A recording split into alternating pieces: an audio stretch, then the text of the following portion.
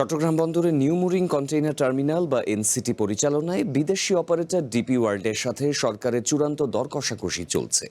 তবে এতে দেশের স্বার্থকেই প্রাধান্য দেওয়া হচ্ছে বলে দাবি করেছেন চট্টগ্রাম বন্দর কর্তৃপক্ষের চেয়ারম্যান।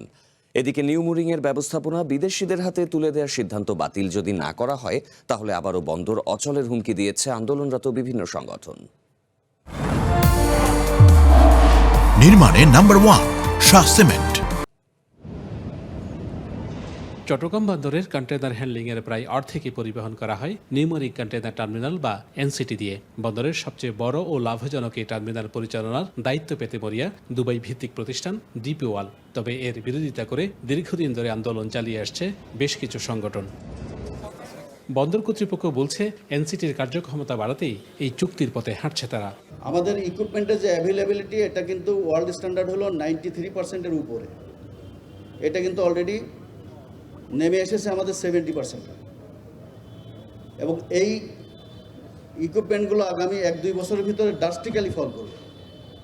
এটা কত পার্সেন্ট আসবে আমি জানি না, বাট অ্যাটলিস্ট এটা 50%-এ নেমে আসতে হবে। তখন কিন্তু আপনি এই যে অর্জন দেখাচ্ছেন, এই অর্জন বাধার সম্মুখীন হবে। বুধবার বন্দরে ওয়ান স্টপ সেবা চালু উপলক্ষে আয়োজিত এক অনুষ্ঠানে বন্দর চেয়ারম্যান ইঙ্গিত দেন, ডিপি ওয়ার্ল্ডের সাথে চুক্তির খুব কাছাকাছি সরকার। তবে এতে দেশের স্বার্থকেই অগ্রাধিকার দেওয়ার কথা জানান তিনি। আমরা কিন্তু নেগোসিয়েশনে আমাদের ইন্টারেস্ট ছাড় দেবো না।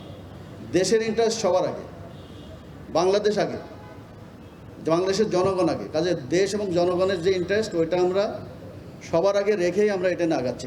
এদিকে এনসিটি সহ চট্টগ্রাম বন্দরের যে কোনো স্থাপনায় বিদেশি অপারেটর নিয়োগের বিরোধিতায় সরব বিভিন্ন সংগঠন।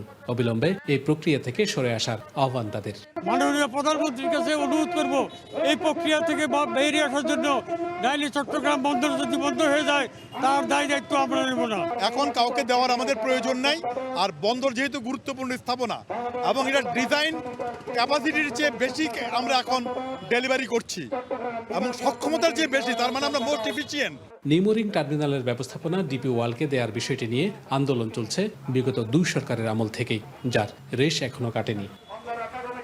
Shahnaz Riton, one news, Chittagong.